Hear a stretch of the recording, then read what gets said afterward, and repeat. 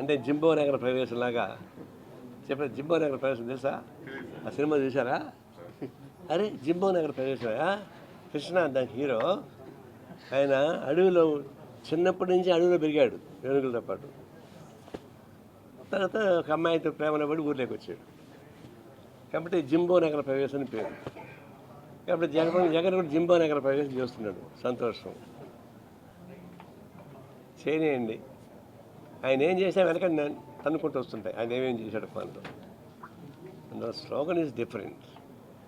Political fight చేయండి, నాకేం అభ్యంతరం. ఇప్పుడు కూడా పొలిటికల్ ఫైట్ చేయండి. మీరు అధికారంలో ఉన్నప్పుడు పొలిటికల్ ఫైట్ చేయలే, నాన్ పొలిటికల్గా పరిపాలన సాగించారు. ఈ రాష్ట్రాన్ని వెనక్కి పంపించిన మాట వాస్తవం. దాన్ని ముందుకు తీసుకెళ్ళి వాళ్ళు ఏర్పాటు చేసుకుని నాకేం అభ్యంతరం. అంతేగాని ప్రజల సమస్యలపైన, నిజమైన సమస్యలపైన పోరాటం సాగిస్తే మంచిది. అది ఎక్కడ సాగించాలా? ఆయన ఎలక్ట్ అయ్యాడు. ఎలక్ట్ అయితే పోయి అసెంబ్లీలో ఫైట్ చేయాలి. ఇది సూది ఢిల్లీలో పోగొట్టుకొని తిరుగుతూ ఎతికితాడు దొరుకుతుంది. నువ్వు ఏడ పోగొట్టుకుంటే అక్కడ ఎత్తుక్కోవాలి. పోయి అసెంబ్లీలో వెళ్ళావు.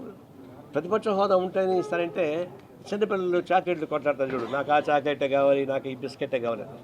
అది చిన్నపిల్లల మనస్తత్వం ఎందుకు? అసెంబ్లీకి పోయి ఫైట్ చేయి. అసెంబ్లీలో ఫైట్ చేయకుండా బైకాట్ చేస్తున్నాడు.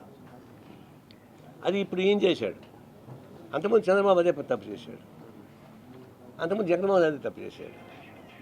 ఇప్పుడు తెలంగాణ కేసీఆర్ అదే తప్పు చేస్తున్నాడు. నువ్వు ఎన్నికైన తర్వాత, ప్రజలు నీకు ఓటేసిన తర్వాత చట్టసభలకు పోవాల్సిందే, అది వినిపించాల్సిందే. లేకుంటే ప్రజలు మోసం చేసి అవుతుంది కదా. కాబట్టి నీ వాగుడేదో ఊరి నుంచి వచ్చేది కాదు. అసెంబ్లీకి పోయి ఫైట్ చేయి, లేకపోతే రిజైన్ చేసి బయటికి వెళ్ళి. ఏ పార్టీ ఎవడైనా సరే ఒకసారి ఎన్నికైన తర్వాత చట్టసభలకు పోకుండా బైకాట్ చేస్తే రిజైన్ చేసి బయటకు రావాలి.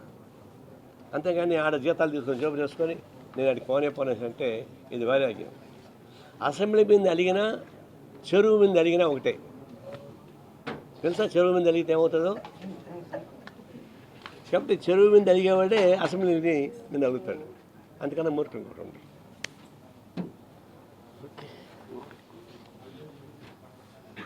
ఏమైంది తెలుసా? చెరువు మీద అడిగితే ఏమవుతుంది?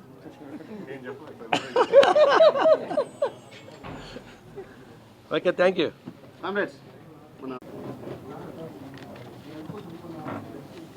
ఇప్పుడు ప్రపంచవ్యాప్తంగా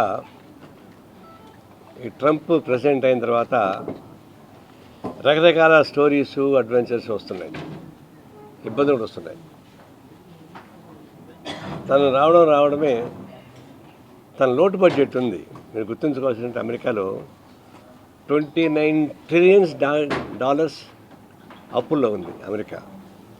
బయట నుంచి చూసేవాళ్ళకి అమెరికా చాలా ప్రమాణంగా అనుకుంటున్నారు, దాని రోల్ డ్రమ్లో ఉంది. దాని నుంచి బయటపడడానికి కావాల్సినటువంటి ఏర్పాటు చేసుకుంటున్నాడు. ఆ చేసుకునే క్రమంలోనే ఉక్రెయిన్ పైన దాడులు అవన్నీ మీకు తెలుసు. ఇల్లీగల్ ఇమిగ్రెంట్స్ పేరుతోటి బయట పంపించడానికని ప్రయత్నించాడు. ఆయన ప్రకటించిన వెంటనే మన ఇండియన్ ఫారిన్ మినిస్టరు మేము దాని స్వాగతం పలుకుతున్నాం అని చెప్పాడు. అంటే పాజిటివ్గానే మాట్లాడాం. మోడీ వచ్చాడు, ట్రంప్ మోడీతో మాట్లాడుకున్నారు. తర్వాత ట్రంప్ ఇరాన్ వేస్తే